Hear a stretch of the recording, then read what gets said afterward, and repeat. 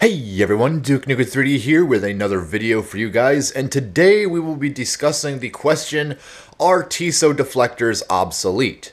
If you do not know what Tissot tubes are, and you should by now at least, I would hope, Tissot deflectors are a set of either integrally molded or separate channels which may direct the incoming air from the canister over the eyepieces to keep them defogged.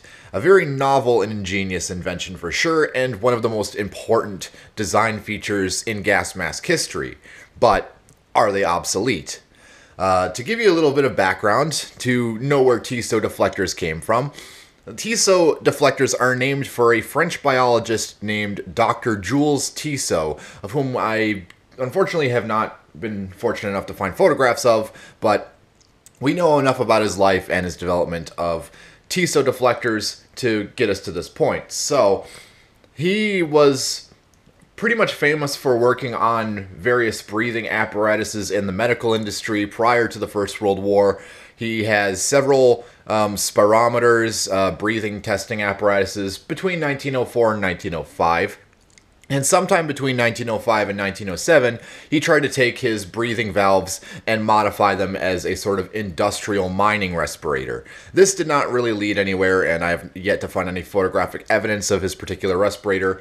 But it wasn't until the First World War where he took his valve design, which for his spirometer had two tubes going up into the patient's nose to measure their breathing, and he thought, why don't we take this valve design and modify the tubes to go up into the eyepieces so that any incoming air will splash across them and prevent them from fogging. And this worked relatively well. The first U.S. gas mask that utilized Tissot deflector. I know a lot of you, during World War I, the U.S. actually did use quite a decent amount of the French Tissot apparatus. More specifically, the Appareil Respiratoire Tissot MLE 1916, or 17, I can't remember which one it was. Most of the time the U.S. got the petite model with the smaller canister, but aside from that point, Tissot masks proliferated greatly among the United States during the First World War since the introduction of the French Tissot apparatus.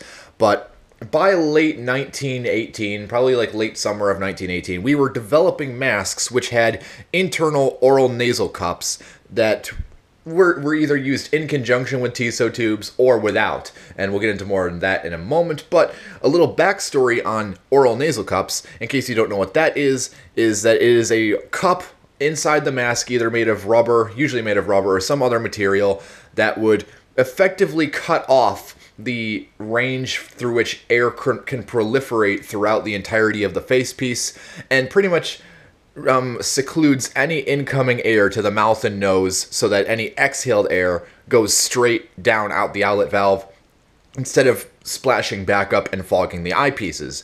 Oronasal cups actually go way further back than Tissot deflectors, believe it or not. They are not a new invention. The first recorded mask that I know of that used an oronasal cup was Samuel Barton's respirator of 1874. You have to imagine at this time, the most common respirators and gas masks that were around were simple industrial cup masks. They were literally just a metal or some other material, like wire mesh, some sort of cup which had the filtering ingredients inside of it, like usually charcoal or a sponge or a wet rag. And this was good and well, but they offered very poor eye protection, obviously, due to only covering the mouth and nose, and having a separate set of goggles was severely limiting in vision and rather uncomfortable. So Samuel Barton's idea was to take one of these metal industrial cup masks, and he essentially had a rubber face piece which went around. It's probably like also one of the first gas masks to use an all-rubber face piece in 1874, if it was even made. But it had two separate eye lenses which were pretty much housed in the rubber in eyepiece pockets. Again, a very unique feature for this early in history. And most important of all, the canister was not only threaded in, but used charcoal, soda lime, and other ingredients which wouldn't really surface again until the First World War in gas mask canisters. So this design was well ahead of its time, and although there is no evidence it was ever made, it is important to note that it is one of, if not the first gas mask design with an internal oronasal cup. However, it was not an oronasal cup by its truest nature because all the breathing and exhaling was taken in and out through the cup itself, and no air was in any way inducted over the lenses like a modern nose cup would be.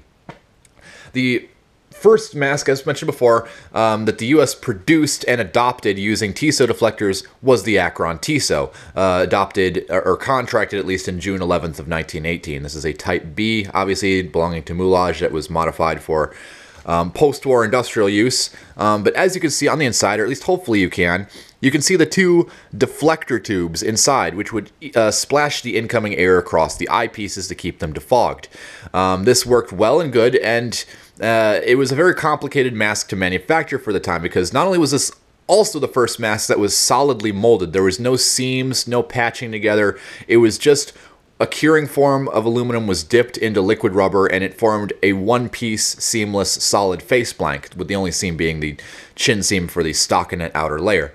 But anyways, these masks were very difficult to produce. They were very, I would imagine how expensive these would have been for the time, and they had their own flaws with due to the design of the face blank being unable to seal against soldiers with high cheekbones and cavernous faces, and there was a great deal of dead space inside the mask. That is the biggest and main flaw of Tissot deflectors, is that any exhaled air will proliferate throughout the entirety of the face blank, and you will have almost an equal mixture of carbon dioxide to oxygen, or fresh air, obviously. So if you're a soldier or a worker or whoever with a lung condition, and you're doing heavy labor while wearing a mask, you do not want a lot of CO2 built up inside your face piece, even though that is only a minimal amount.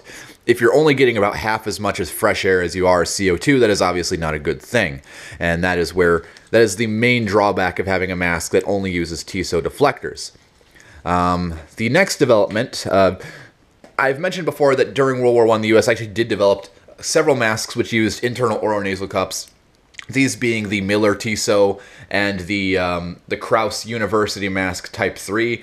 And the Krauss University mask was probably the more important one, because that did not use Tissot deflectors at all. That simply had an oronasal cup with no valves on it, mind you. It was just an open space on the top of the cup for the air to pass through, and the principle is that the back pressure caused by the filter's inlet valve would effectively seal off the ambient pressure in the rest of the mask, and the path of least resistance would be the outlet valve. So it would create a vacuum, in a sense, to which all expired air would be sucked down and out through the outlet valve, and that is a feature that a lot of modern masks have today. But we didn't get that way. The first mask that the US military adopted that used an internal oronasal cup, at least for military use, was the M3 and M4 series lightweight service masks. These masks were from a time period where injection molding allowed for the Tissot deflectors to be integrally molded into the face blank, which not only reduced the cost of manufacture, but also increased the simplicity of the design and the ergonomics. But unfortunately, well, not unfortunately, but we had the insight to improve this with adding the internal oronasal cup, which is a little bit overkill, if you ask me, with both Tissot deflectors and the nose cup. But it worked, and it was a very effective system that we used for several years. It was sort of like double insurance against fogging. Not to mention, we also had the anti-fogging kits and so on and so forth. But the addition of valve discs in the nose cup is entirely unnecessary, in my opinion, simply because with any good design, the inlet valve on the actual canister or on the face piece where the canister is attached would effectively seal off the nose cup and, again, create that vacuum that I mentioned before.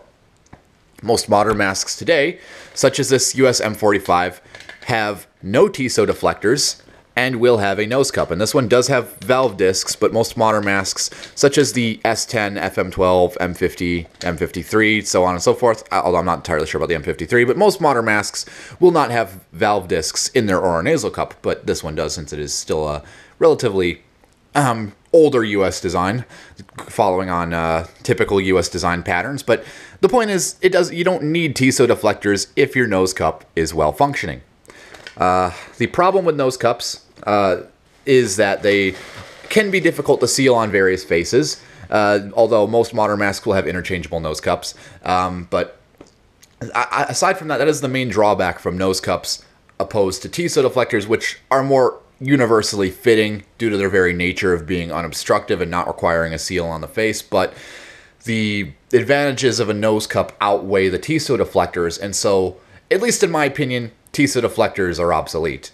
So, that being said, if you have any input on this, feel free to take what I've said here and evaluate it and do your own research and discussion. Personally, I think Tissot deflectors are dead. They are no longer a viable feature in modern masks. They were, again, a very important milestone in gas mask development, but the advent of the modern oral nasal cup pretty much renders them obsolete, in my opinion, based on their advantages. So, that being said, that's really all I have to say on the topic. If you have any comments, questions, corrections, or concerns, drop them in the comments below, and I'll see you all later.